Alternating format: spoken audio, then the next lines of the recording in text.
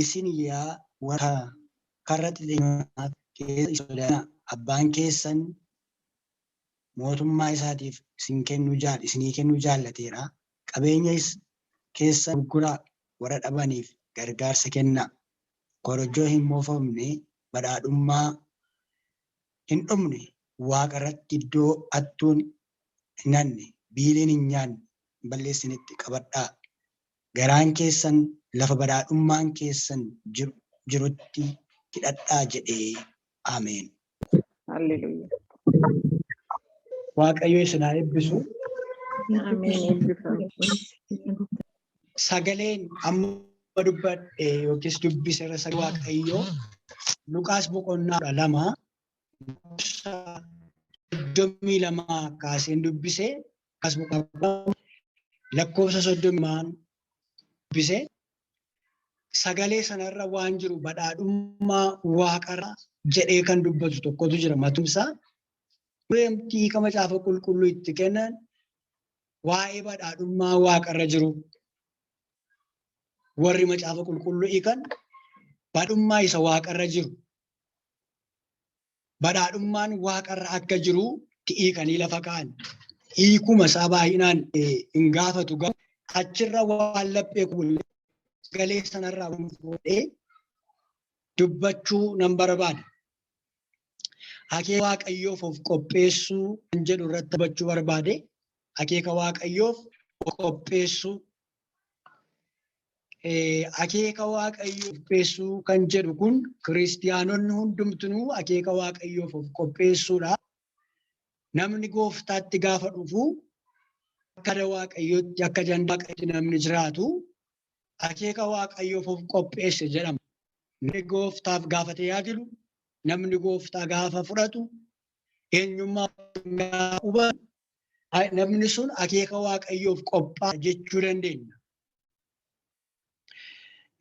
Waa'ee Luqaas boqonnaa 12 lakkoofsa 32 hanga 34 kanaa yoo ilaallaru waa'ee waaqarraa, waa'ee badhaadhummaan waaqarra jiru, waa'ee isa lafarraa utuu hin taane waaqarra jiru dubbata. Kan nama dhibu karra nayyoota nanaa isin waaqayyo mootummaa isaa isinii kennuu jaallateeroodha. Isin karra xixiqqoota nanaa waaqayyo mootummaa isaa isinii kennuu jaallateero jedha. Sagaleen 32 irratti dubbate kun akka isaan xixiqqoota ta'an gooftaatti fudhatan gooftummaa waaqayyoo beekan kun karra xixiqqoota akka isaan ta'an erga dubbate booddee waaqayyo mootummaa isaa isinii kennuu jaallateera. Isin immoo waan mootummaa isaa erga jaallate waaqayyo mootummaa isaa isinii kennuu jaallatee erga jedhee qabeenya gurguraa waan qabdan walitti qabaa gurguraa warra da'an warra hiyyeessa ta'an warra of biratti argitaniif gargaaraa kennaa. Kana jechuun waan walitti qaban araddaa qabu. Yeroo sanatti araddaa walitti baay'atanii waan jiraniif akka karraatti dubbata. Akka nama tokkotti hin dubbanne. Isin xixiqqoota nana karra nanaadha. Warri itti xiyyannoonni kun karaa waaqayyo ittiin isaan argatu waan barbaadaniif waaqayyo mootummaa isaa isinii kennuu jaallateera. Mootummaa isaa isinii kennuu jaallateera jedheeti qabeenya keessan gurguraa.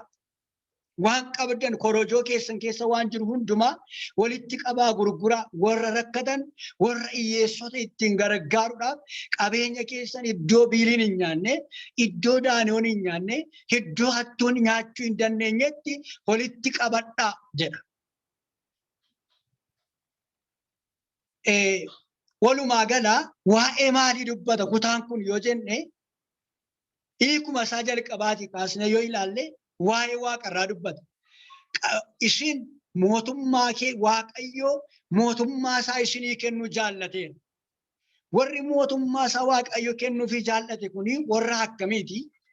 Warra araddaa isaaniin waaqayyoon tajaajilan, warra araddaa isaanii gurmeessanii waaqayyoof hojjetaniin waaqayyo taasa. Qixxa kanarraa maal argina ree? Yesuus itti dabale karra xiyyannoota kanaaf waan inni dubbachuu barbaade, wanta inni haasa'uu barbaade. Iddoo biiliin hin nyaanne, iddoo hattuun hin nyaanne, hin saamne, hin fuune, cabsuu hin dandeenyetti walitti qabadhaa. Egaa badhaadhummaan keessan iddoo badhaadhummaa iji keessan iddoo badhaadhummaan keessan jirutti hidhadhaa jedha.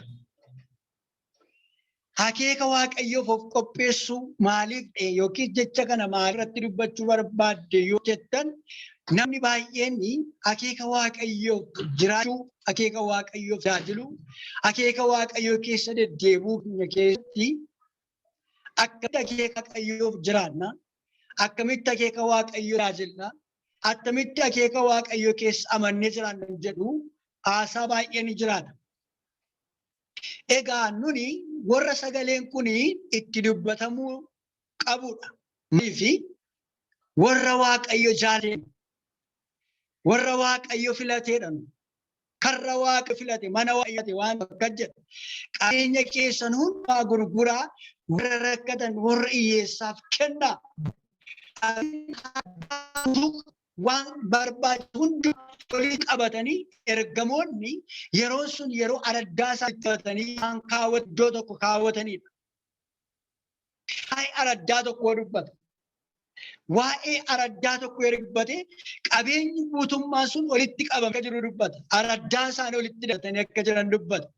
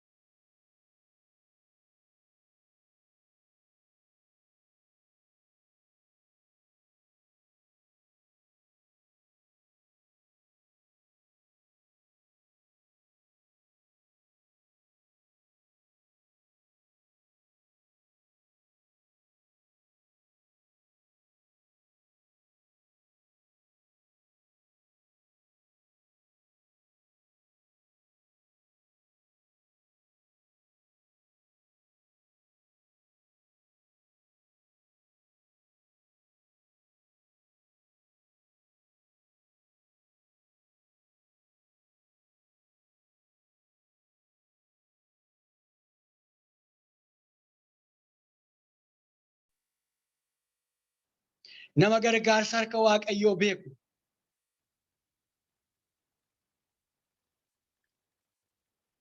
Nama gargaarsa harka waaqayyoo beekutu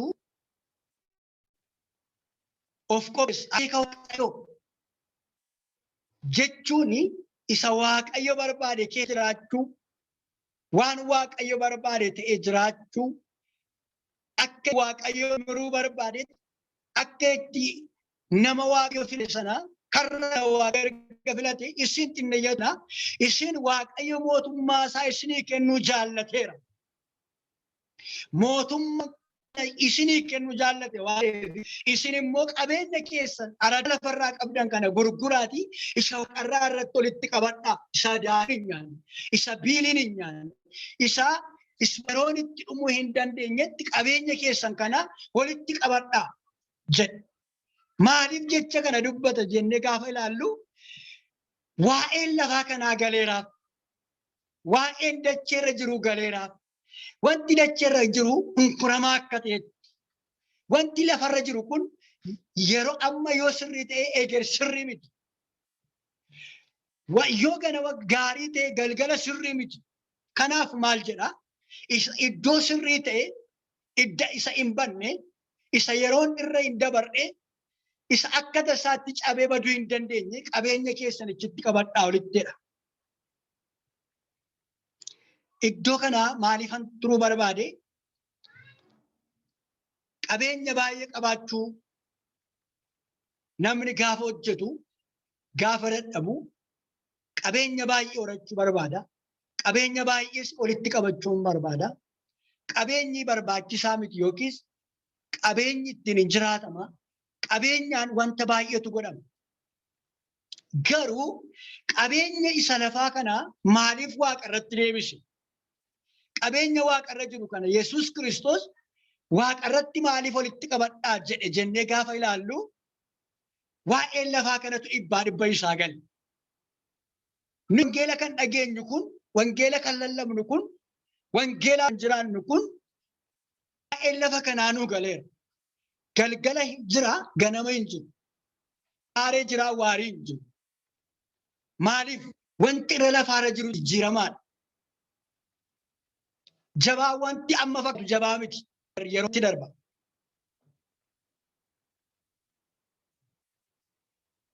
Kanaaf wanta yeroon isaa irratti hin dabarre, wanta yeroon isaa itti deebi'ee itti geddaramuu hin dandeenye tokkotu kutaa kanarra. Egaa kiristaanonni maal gochuu qabna?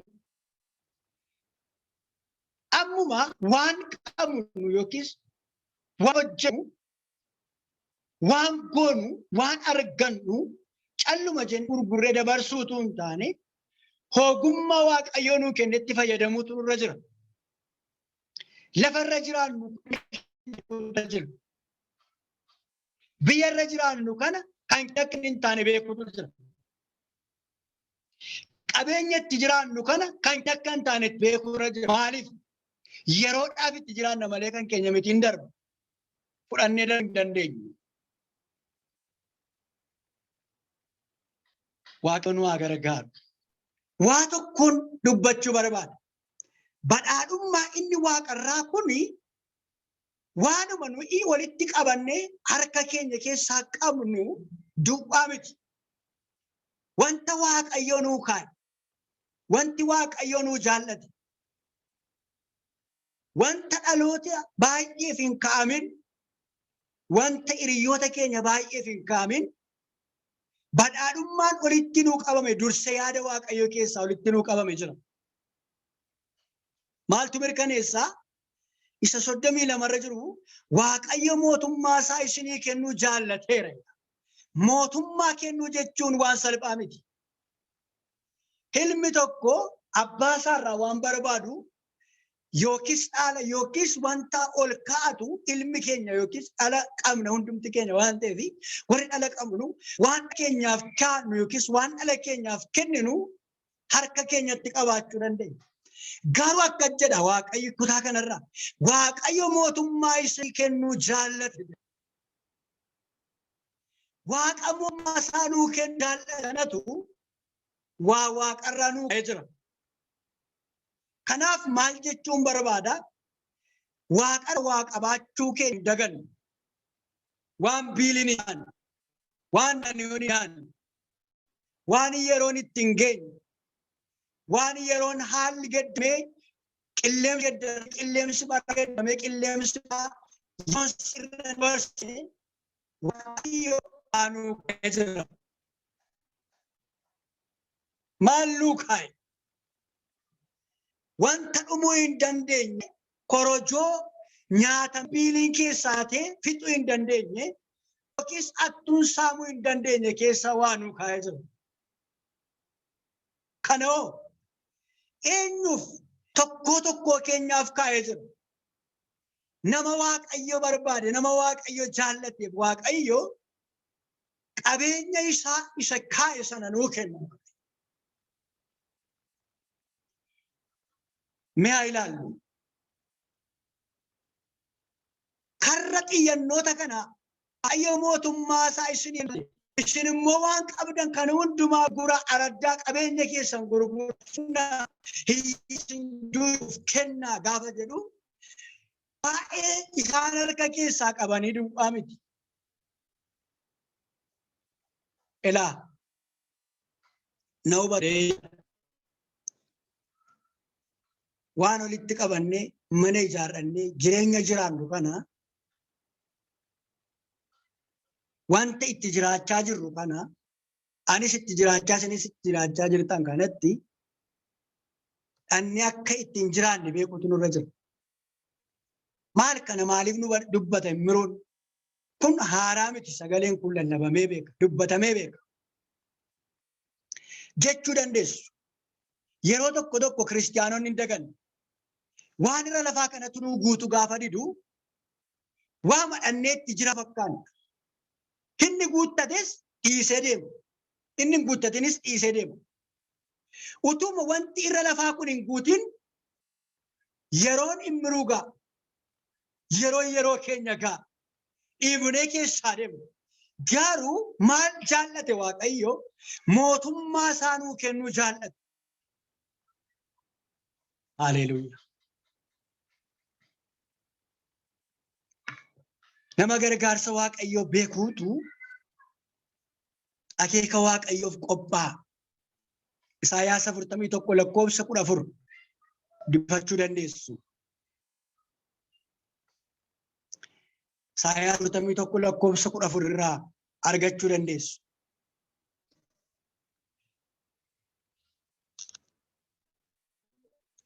Qabeenya wanti irra lafaa kanarraa wanti araddaa jedhamee kurfaa'u yookiis gurmaa'u wanti nu hidhannee fudhannee irra lafaa kanarraa egaa macaafni qulqulluun tokkumatu barraa'ee nama hundumaaf tokkotu barraa'e. Waa tokko yaada galgala kana. Ani dagadheera. Tajaajilaa ta'een dagadhee jirata. Lallabaa ta'een dagadhee jirata. Waa'ee inni lafarraa immiru ammam rakkisa. Waa'ee inni lafarraa ammam immiru kasasa. Waa'ee inni lafarraa ammam immiruuf gaaffii ta'a.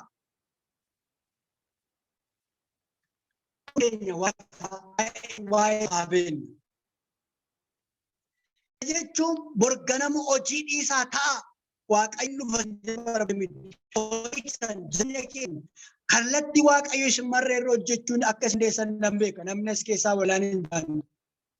Garuu ani hojii bannaa tokkotu jira. Na guutuu dide. Warra Ameerikaa jiruuf hin guutu. Warra Itoophiyaa jiruuf hin guutu. Sooressaaf hin guutu. Hiyyeessaaf hin guutu. Naan guute. Hidhee haa namni. Inni qabu sinaa, inni hin qabne sinaa. Waan irraanfachuutti Waaqarra jireenyi haaraa, jireenyi gara biraan akka jiru. Kennaan namni nuu kennuu hin dandeenye, kennaa Waaqayyo nuu kenne, kennaa akka Waaqayyo jirurraa jechuutti dhufne. Waaqayyo gala kana nu haa eebbisu.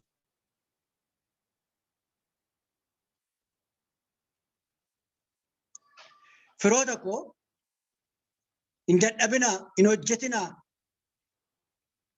jedheen isinitti dubbachuu barbaade miti. Namni utuu hojjetu, utuu lallabu, utuu Waaqayyoof jiraatu, akeeka Waaqayyo barbaade keessa jiraachuun akkamitti danda'ama kan jedhuuf dubbachuu barbaade. Namni akeeka Waaqayyo keessa akkamittiin jiraata? Maasii Waaqayyo keessa akkamittiin turuu danda'a kan jedhuuf hin dubbachuu barbaade. Maasii ofii hojjechaa jireenya ofii jiraachaa adeemsa ofii adeemaa namni akkamitti mana Waaqayyo keessa sanyii Waaqayyo facaasaa jiraata kan jedhu hin dubbachuu barbaade.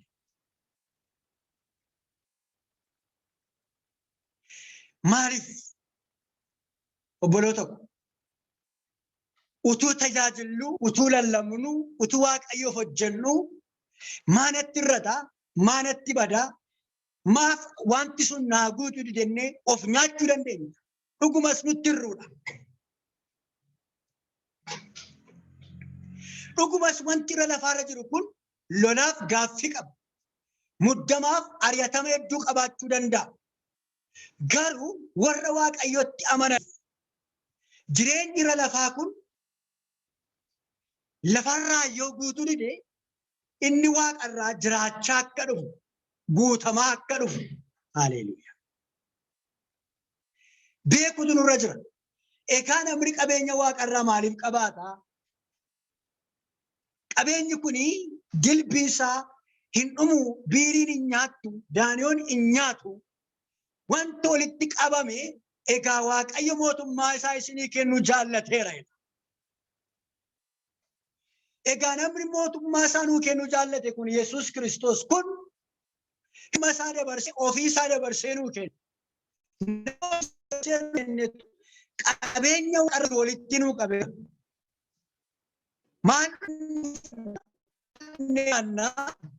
Maaliin jirna akkatti jira kan jedhu gaaffii hin qabnu. Ameen. Gaaffii tokkoon isin gaafadha. Ifama iddoo maleetti isin gaafadha. Namni biyya Waaqarra naqeedha. Cuukkoo cuukkaattanii qabii walitti battanii jirta yoo ta'an achuu danda'a. Jilbee Waaqayyoo fi jilbeetu Waaqayyoo inni jilbeetu hojjetu kun isatti Waaqarratti walitti qabachaa jirtu.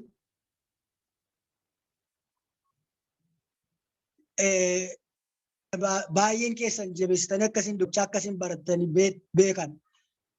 Bara duriitti namoonni qabeenya isaanii wajjin akka awwaalaman, keessumaa warri Roomaa akka awwaalaman seenaa cheristirii keessa nagasha waan ta'eef bachuun baru.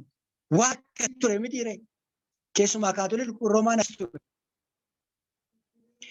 Waaqarratti garuu wanti akkasiin namni hamma biyya jiran lafa jiraannu irratti guyyaa akkasii naqee qabeenya kan nu qabnu. Hamma jiraannu jiraanne, hamma tajaajilu tajaajillee, hamma jiraannu jiraanne wanti taa'u dhiiseen deemaa dhiistanii deemu. Abalutta jiraatu kan jedhamu wanti biraan hin jiru.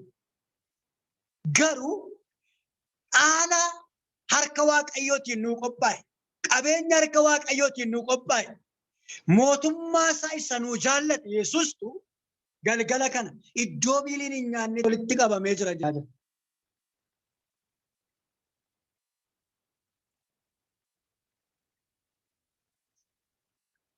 Waaqayyoof galanna ta'u.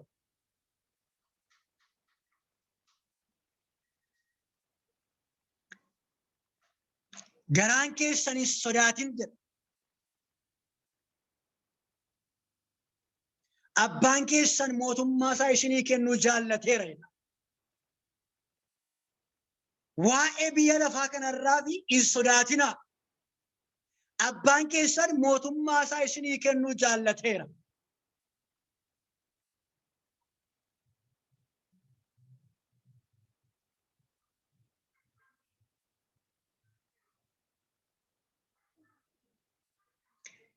Badhaadhummaa keessan isa Waaqarra jiru walitti qabadhaa, isa jiru irratti iji keessan immoo iddoo badhaadhummaan keessan jiru. Iji keenya, iji koo, iji keessan kan ilaaluu danda'u Waaqayyoo keenya isa ta'e Yesuus Kiristoos isa ta'e olicha Waaqayyoo teessoo irratti ilaalaa isa jiru. Kun nama hundumaaf qabeenya. Kun nama hundumaaf jireenya isa ta'e. Badhaadhummaa isa waaqarratti jiraannu qabeenya eenyu nurkaa fudhachuu hin dandeenye. Firri keenya lammiin keenya nurkaa fudhachuu hin dandeenye. Dhaalaan argamuu hin dandeenye. Waan qabatamaa Waaqayyo nu dhaalchisa. Erga isa dhaalle hoo maal taana? Qabeenya mootummaa Waaqayyo kan erga dhaalle. Qabeenya keessa bin hin nyaannetti walitti qabanne goombisaa haaraa keessa jira. Haleluuyaa. Qabeenya warra biyya lafaa kanarra jiru lidaa'e wanti yeroo isaa murtaa'e booddee itti ga'e bada. Kan koof kan kee qabeenya harka Waaqayyoon walitti qabanne muumaa keessa walitti qabanne hin badu. Nu jaallate waan isatu nu fide waan ta'eef. Egaa kana dandeerraa maa kana daganneera jetta kan hin jedhina. Namni hundumtu nu yaada isaa waan irra lafarra kaa'utu ni fiigu. Biyya fakkaatee amanaa fuudhee tajaajilaa fuudhee garaa nama baay'ee fuudhee sokkee. Kan tarii Waaqayyo gala kan akka hundinuu qalbiin keenya akka deemu yaada Waaqayyo akka deemu barbaada.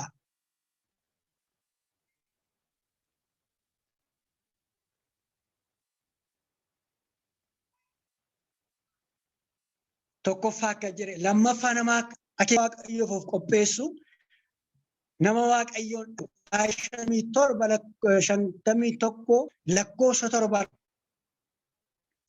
isa akka qajeelota nana Waaqayyoon dhaga'uu kan beektan jedha.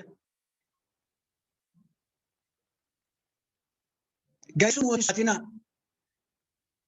Yoo isinitti qoosanis hin sodaatinaa hin nayinaa jedha. Waaqni naa dubbisime yoo nama Waaqayyo abbaan wangeelii isin bira jiru dubbisaa. 51:7. Isin warri qajeelummaa beektan na dhaga'aa. Isin warri seera koo yaadatti qabattanis na dhaggeeffadhaa. Gaa'isuu namootaa hin sodaatinaa. Yommuu isaan itti qoosanis hin nayinaa. Isaan akka uffata biliin nyaatteetti akka gogaa ololeen nyaateettis nyaatamanii ni dhumu. Qajeelummaan koo garuu baraa baraan ni jiraata. Fayyisuun koos dhalootaa hamma dhalootaatti ni tura. Ameen. Isin qajeelummaa kan beektan gayyisuu namootaa hin sodaatinaa. Yoo isinitti qoosanis hin nayinaa hin sodaatinaa. Sagalee kanarraa maal hubannaa? Qajeelota nanaa waa'ee qajeelotaaf dubbata. Warri qajeelota ta'anii waa'ee waaqarraa beekuu jechuu isaati. Warri qajeelota ta'anii waan lafarraa duwwaa beeku tun taane waan waaqarraa beeku. Waan waaqarraa beekuun immoo salphaa miti. Waan waaqarraa beekuun mootummaa isaa isa nuu jaallate Yesuustu waa'ee waaqarraa hime. Eessarraa arganna? Luqaas boqonnaa 12 lakkoofsa 32 kanarraa arganna. Isin waa'ee badhaadhummaa lafarraa waan lafarraa qabdan araddaa sana isinii jaallate. Karra kana jaallateera. Mootummaa isaa isinii jaallate. Gayyisuu namootaa immoo hin sodaatinaa. Isaa isinitti qoosan hin sodaatinaa hin nayinaa. Isaan akka biiliyaatti nyaatamanii dhumuuf jiru. Akka nama daaniiwwan nyaatamanii dhumuuf jiru. Hin darba jechuu isaati. Waa'ee irraa akka darbu dubbachuu isaati. Hin darba. Wanti nu rakkisu hin darba. Wanti nu darba. Wanti nu naanna'ee nutti guumu. Kan nutti barbaadu hin darba. Kan hin darbine mootummaa isaati. Ameen. Isan dabarreetti hidhamne jiran isa dar'ee filatee jira. Isa hin dabar'etu yaada nurra kaa'atee jira. Eenyu baraan jiraatu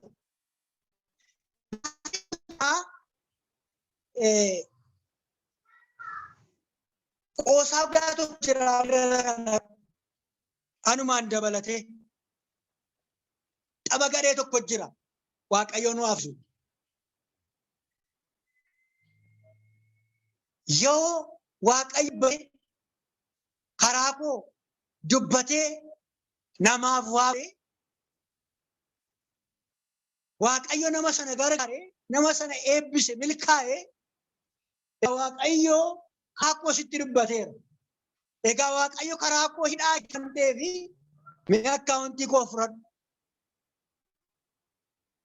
Mee akkas godhi. Dhamee tapha akkasii. Tapha akkasii. Akkas jira.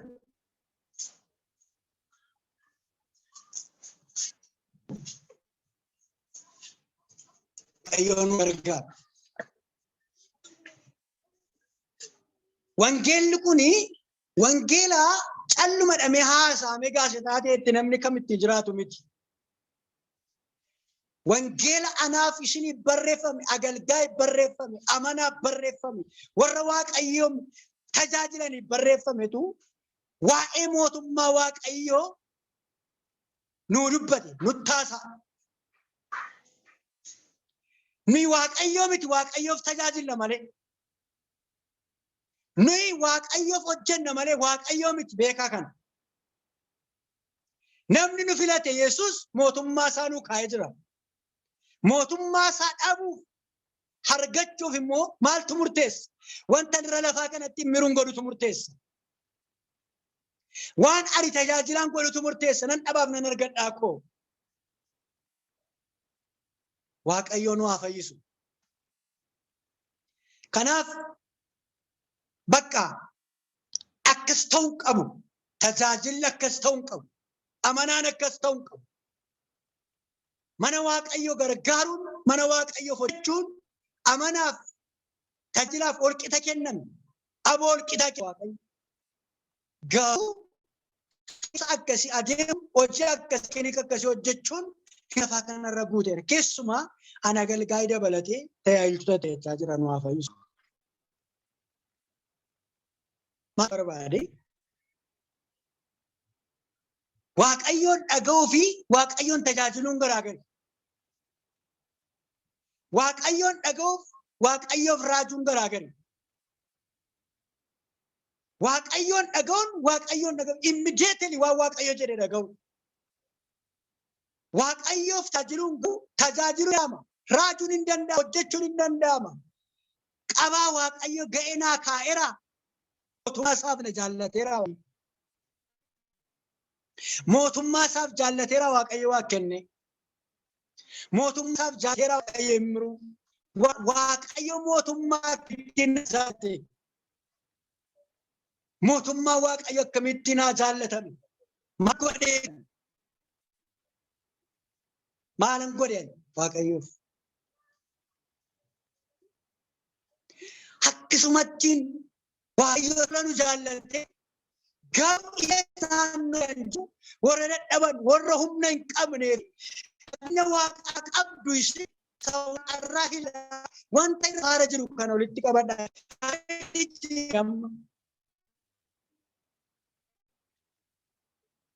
Namni ajiraatu, aguddatu, amilkaa garaagaraayyuu haa ta'u. Garuu waan gammachuu ittiin gammanne, waan waaqayyo ittiin gammanne namni akka barbaade ta'uu hin qabu. Waaqayyo keessa jiraachuu qaba namni. Egaa nama waaqayyo amantoota waaqayyo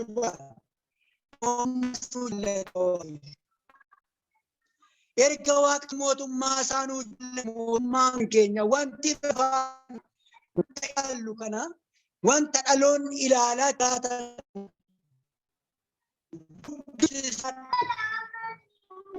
corii waraabduu nuti itti rakkadhu darbi milkaa'is darbi ittiin milkaa'anis wanti dhumuu hin dandeenye wanti harkamaan ammaaramee hin dandeenye harka Waaqayyoo keessa nuu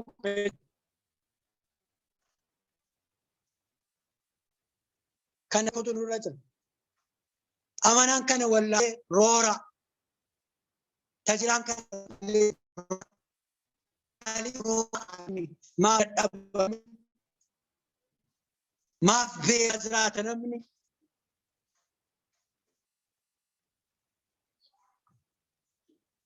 Boloota koo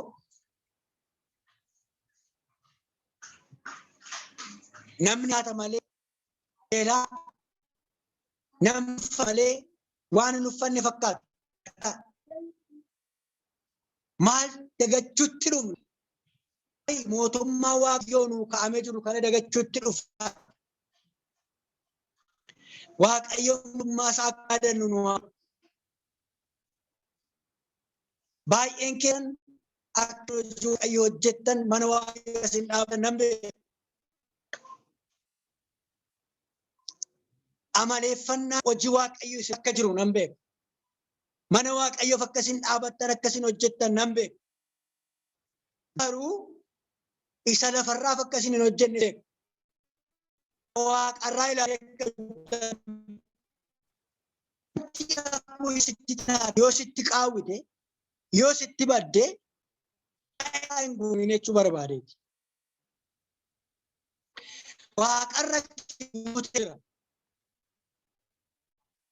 Waaqarra wanta ati itti gammaddu Waaqayyo harka isaa keessaa si kaa'ee jira. Waaqarra wanta dhaloota baay'ee nyaachisuu danda'utu Waaqarra kan kee kaa'ame.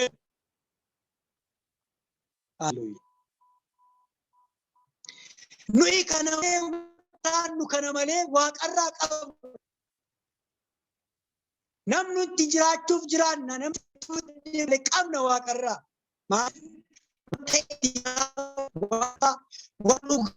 Waan nu buusu, waan nu uffachiisu, waan nu hoosu, waan mootummaa keessatti iyyuma nu irrachiisu, beela nu dagachiisu, Waaqayyo Waaqarraa nu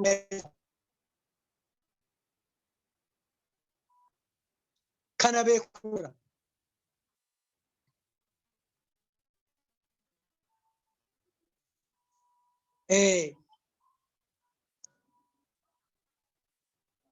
Waan irrattan in dheeressu yaa gabaabaan dheeriisa yeroo biraan itti fufa. Sinjeeqaa waan jiruuf akka teekniin koos rakkisaa irratti fakkaata. Kutaama kana sadan irratti hundaa'ee dubbachuu barbaada. Waa'ee kutaa macaafa qulqulluun jalqabatti kaasee yookiin jalqaba dubbisee kan deebi'a. Luqaas boqonnaan 12 lakkoofsi 32 hanga 34tti jiru kanarrattan deebi'ame.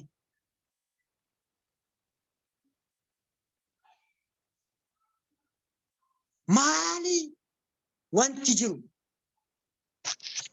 Maaltu kutaa kanarratti akkan deebi'u na godhe? Wanta irra lafaarra jiru kana wanta nu gammachiisuu didu kana wanta garaan keenya ittiin gammanne baay'eetu jira irra lafaa kanarra.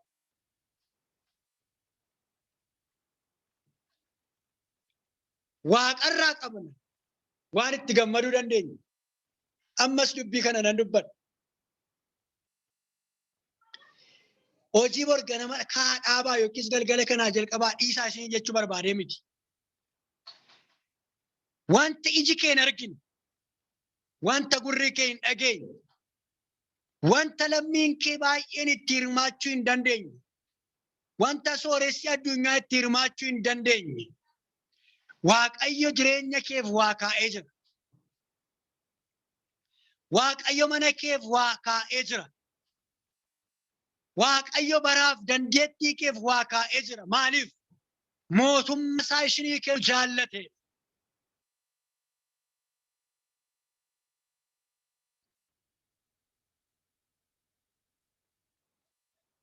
Kotta waan Waaqayyo jaallate kanatti deebina. waan waaqayyo jaallate kun waan dhumuu hin dandeenye, waan biiliin hin nyaanne, waan akka gitin cabsine hin balleessine, waan akkuma salphaatti diigame baduu hin dandeenyetu harka waaqayyo keessa nuu kaa'amee jira. Wanti harka waaqayyo keessa nuu kaa'amee jiru immoo waan na qubsu, waan isin qubsu, waan namoota baay'eef gammaduu guutuu ta'uu danda'a.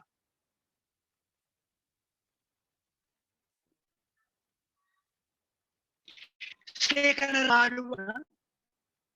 Isin iyyannoota qabeenya keessa maqarratti olii qabadhaa. Warri biroo kana lafa jiraattan, lafa amma jiraattan kanarraa gaarii jira, gaarii hojjechuu bara.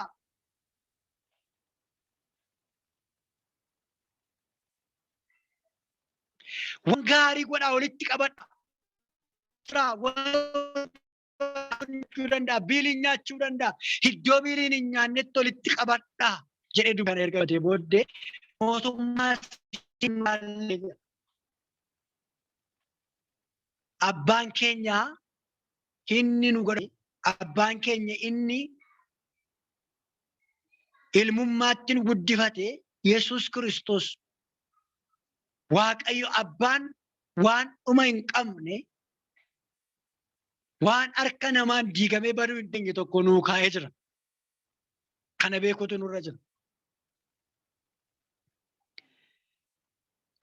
Kana hin dagannu, kana akka hin daganne. Amantoonni Waaqayyo kana akka hin daganne, akka hin dhiisne. Wanta Waaqayyo nutti haasa'u kun haaraa miti. Wangeela kanarraa boroo akkasin dubbistan, akkasin itti jiraattan nan beeka. Garuu immediately maaltu ta'uuf jedha? Maaltu ta'aa jira? Amanaan maalitti deemaa jira? Tajaajilaan maalitti deemaa jira? Jireenya amantootaa maalitti deemaa jira? Waan waaqarraa irraanfachuutti dhufaa jirra laataa waan jedhuuf. Ilaa Ibroota boqonnaa 10:35 ammas amanachuu keessa gatii guddaa qabu sana hin gatinaa. Jaalala Waaqayyoo gootanii isa abdachiifamta sana argachuudhaaf obsa dandeessi baachisa. Nama Waaqayyoon amatu akeeka Waaqayyoof of qobsa. Amanachuu keessa gatii guddaa qabu sana, gatii guddaa isa qabu sana hin gatinaa. Jaalala Waaqayyootanii isa abdachiifamta argachuutu obsaan danda'utu isin barbaachisa.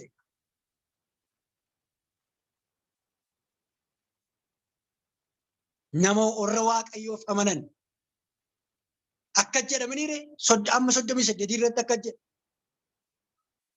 namni jiilaan amantiidhaan jireenya dhugaa hin argatu. Hin dhufa yeroo innoo ishee waa'ee waan qarraa nutti haasa'a. Inni dhufu sun hin dhufa yeroo innoo isheetu jira. Inni dhufu sun Yesuus Kiristoos yeroo xinnootu jira, hin dhufa garuu inni amantiidhaan jireenya dhugaa hin argata. Nafadhaa lammaffaa sadaffaa irratti maal akka namni akeekaa maal namni akka akeeka isaa keessa hin jiraanne godha. Sadaffaa lama dubbadheera. Maaltu akka namni akeeka isaa keessa hin jiraanne godha? Tokko ibbuudha. Hojii ergamootaa boqonnaa 3 lakkoofsa irraa argachuu dandeenya.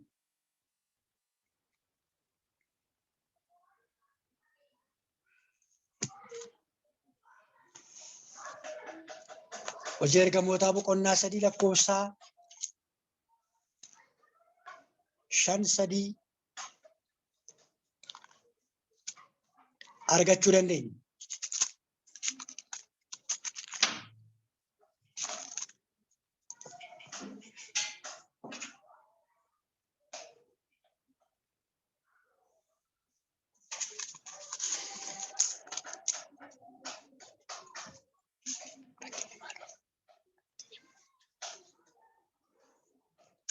lakkoofsa 3 irraa dubbisuu laata. Ilaa akka jedha.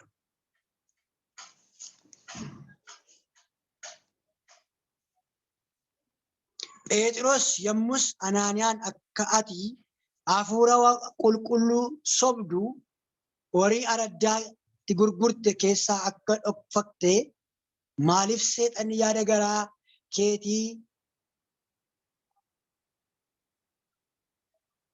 qabeenya kee utuu ati hin gurgurin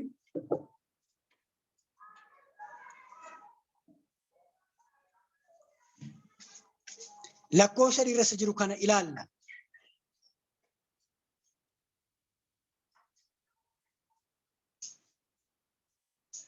Waa'ee Anaaniyaasiif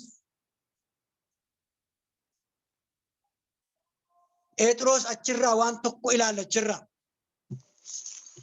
Hojii ergamootaa boqonnaa 5 lakkoofsa 3 irraa waa'ee araddaa isaanii erga walitti qabatanii booddee araddaa walitti qabatan kana walitti erga qabanii booddee waan gurguran irraa dhuffatanii waan garaan isaanii barbaade kaawwatanii gara mana Waaqayyootti gaafa isaan geessuudhaaf akka hafuura qulqulluu sobde maaltu si godhe?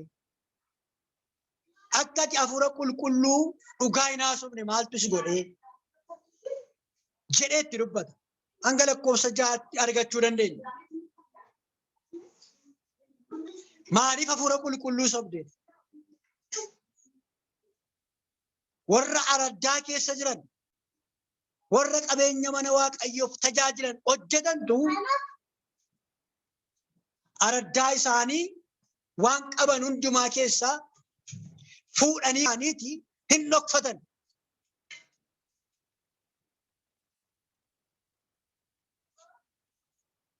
Hafuura qulqulluu akka ati sobdu maaltu godhe? Garaa kee maaltu argate? Waaqayyoon amanuu dhabuu. Boqonnaa 5 lakkoofsa 5 argachuu dandeenya. Nan ariifadha. Bu'aa akeeka Waaqayyoof jiraachuu maali? Bu'aan akeeka Waaqayyoof jiraachuu maali?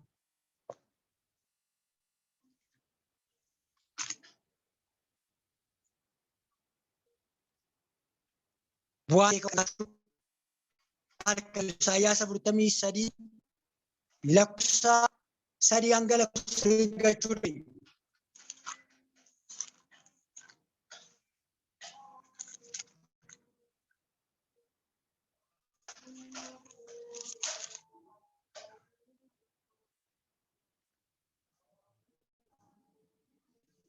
Lakkoofsa irraa akka ati ana duratti gati jabeessa jedha.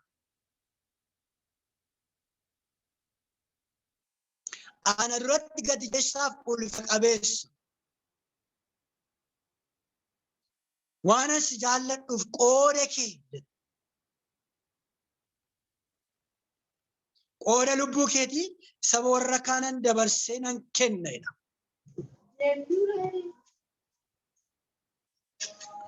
Qooda maali? Qooda ani si kennu bu'aa Waaqayyoof jiraachuu, akeeka Waaqayyoof jiraachuu irra jira. Bu'aa akeeka Waaqayyoof jiraachuu keessaa dhufu ani qooda kee dabarseen warra kaan kenna. Ati ana duratti gati jabeessa. Lakkaa amanaan gati jabeessaa Waaqayyo duratti. Lakkaa amanaan mana Waaqayyo keessa jiru gatii qaba. Lakkaa deddeebi'uun mana Waaqayyo keessa jiraannu Waaqayyoof gatii qaba, gatii kaffalaa. Dadhabuun keenya, jooruun keenya, gatantaruun keenya, dhama'uun keenya Waaqayyo gatii godhee ilaaleera lakkaa.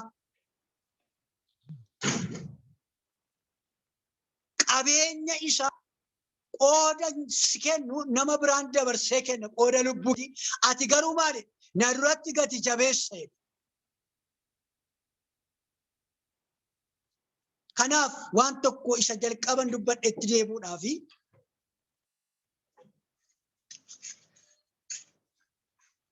lakkaa waan waaqarraa erga nuu kaa'e Waaqayyo gatii nutti godhee nuu kaa'e jechuudha. Gatii nutti godhee waan lafarraa kana akka isheen gatii hin qabne erga isheen hiika hin qabne erga bare booddee waan gatii qabu waaqarra nuu kaa'e akeeka isaa keessa akka jiraannu waan godhe qopheesse kaa'eeti isa waaqarraa irratti yaada keenya hidhe. Gatii qabna jechuudha dadhabu. Gatii qabna jechuudha fiiguun. Gatii qabna jechuudha ukukkuruun, dadhabuun, dafquun, mana waaqayyoo keessa jiraachuun keenya gatii qabna, gatii jabeessa. Gatiin kun immoo isaa dhufe. Waaqayyoo mootummaa isaa isinii kennuu jaallateera jedhe mitiire. Dhiiga isaa keessaa dhufe qaanii irratti galee dhiigichi.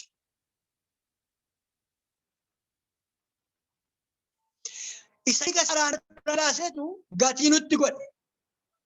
Isa dhiiga isaa qaraanii irratti dhiiga isaa dhangalaase dhiiga keenya dhangala'oo oolchetu gatii nutti godhe dhiigi keenya dhangala'oo.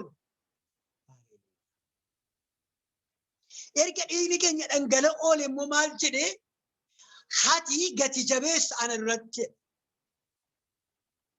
Erga gati jabeessa ta'u warra gijjassa ta'an immoo maaltu barbaada? Warra gati jabeessa ta'an akkuma salphaatti warri gati jabeessa ta'an akka salphaatti kan badan hin barbaadamu. Wow. Wow. Gatiin ati mana waaqayyoof dhaabde. Gatiin ati waaqayyoof dhaabdee jirtu yoo jiraate dhuma kan hin qabne baraaf yeroon kan ittiin dabarre gatii ati fudhachuu dandeessu, gatii ani fudhachuu danda'u. Isa namni taankii hodhee nuu kennu miti. Isa namni galatoome jedhee waraqaa nuu kennu, sixootaa nuu kennu miti. Qabeenya guddaa nuyi mootummaa waaqayyoo fudhachuudhaaf qophoofne warqeedhaan geexame, marcuma geexamaa, jireenya geexamaatti kan itti hidhannu isa kutaa kanarra jirudha. Kottaa obboloota ko. Utuma dhamaatanii, utuma dadhabdanii, utuma kukkurtanii, utuma walii gadi jettanii mana waaqayyoof dhama'uun, mana waaqayyoof hojjechuun waan kassartan, waan isinitti bade yoo fakkaateera yoo ta'e, isinitti hin banne, isinitti hin qarre, ittiin yeellaan, ittiin qaanofne. Waaqayyo qabeenya guddaa mana keessaniif kaa'ee jira. Waaqayyo qabeenya guddaa dhala keef kaa'ee jira. Waaqayyo qabeenya guddaa bara ati jiraattuuf kaa'ee jira. Galgalati hin dukkanaa yeroo ati hin jiru jettu kana bara ati barri yeroon dhumeera jettee bara dhalootatti dhumu bara yeroo namoota baay'eetti dukkanaa siif ifa baatee siif nagaa baatee dhufuu kan danda'u waaqayyo jira. Kanaaf waa'ee waaqarraa yaadutu nurra jira. Egaa mana ijaarrachuun, dhama'uun, dafquun, ukukkuruun waan jiruudha. Kun wanta irri lafaa irratti namni godhudha. Garuu waaqayyo wanta harka namaan hin hojjetamne, waan harkaalii namaan hin godhamne nuuf hojjeta waaqayyo. Beekutus nurra jira kana. Waan himmiruun hojjetachuu danda'u hin hojjetu waaqayyo. Waan himmiruun godhachuu danda'u hin godhu waaqayyo. Waan ofirri nuuf hojjechuu danda'u hin hojjetu waaqayyo. Waan ofii isaatiif hojjechuu barbaada. Waan waaqayyummaa waaqayyo mul'isuu barbaada waaqayyo. Haleluuyaa. Bu'aa qaba. Bu'aa qaba. Dadhabuun kee bu'aa qaba. Ukukkuruun kee bu'aa qaba. Kassaruun kee bu'aa qaba. Gari jechuun kee irraa bu'aa qaba. Hollachaa dhaabachuun kee irraa bu'aa qaba. Kisaaraa miti. Haleluuyaa. Bu'aa akeeka waaqayyoof jiraachuu. Akee ukukkuraa dadhabaa hollachaa dafqaa akeeka waaqayyoo keessa jiraatan yoo ta'e yeroo ati burraaqxu, yeroo ati gammaddu, hoolicha waaqayyo dura dhaabattee yeroo ati ililchitu dhufaa jira. Hoolichi waaqayyo si simachuudhaaf dhufee jira. Mootummaa isaa sii jaallateera waaqayyo. Buna kaaree 150 sii kenna miti waaqayyo. Dallaa si badhaasa miti waaqayyo. Doolii sii kenna miti waaqayyo. Qabeenya namni hin dandeenye sii kenna. Inni jireenya bara baraadha. Inni immoo qabeenya nyaatamuu hin dandeenyedha. Haleluuyaa. Ora lava mashila. Era obboloota Olarala bala bala. Oh Ravan Sevenaya. Inga. Ila. Inga. Holmakun abbat. Inga. Tokko dafqee tokko nyaachuun hin dhaabbatu. Inga. Tokko dadhabee tokko jiraachuun inga. Ila. Inga.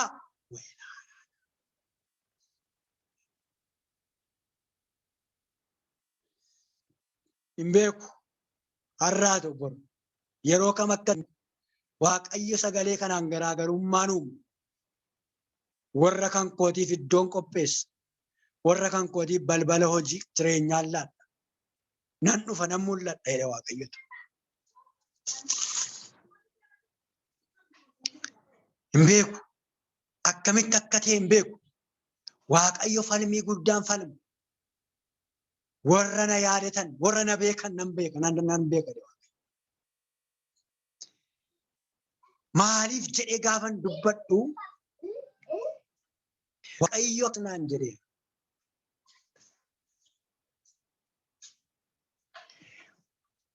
Warran mootummaa koo barbaadan qaba. Warran yaada koof qopheessan qaba. Warra kana keeka koof yaada koofan qopheessa. Hojii ulfina koon dhaloota kana gidduutti mul'isa. Nan mul'ata. Garaagartummaanuma lafa kana irratti jedhe Waaqayyo. Lafuma irra jiraannu kana garaagarummaa uuma Waaqayyo.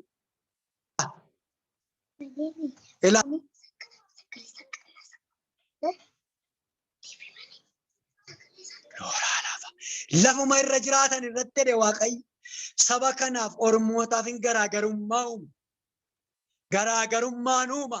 Hingaa warra kan kootaanii dafqaa jooraa dadhabanii kanaafan bara dabarsee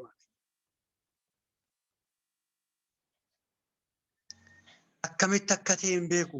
Haasaa kana natti haasaa Waaqayyo. Nan dhaaba sagalee kana Waaqayyo isin haa eebbisu.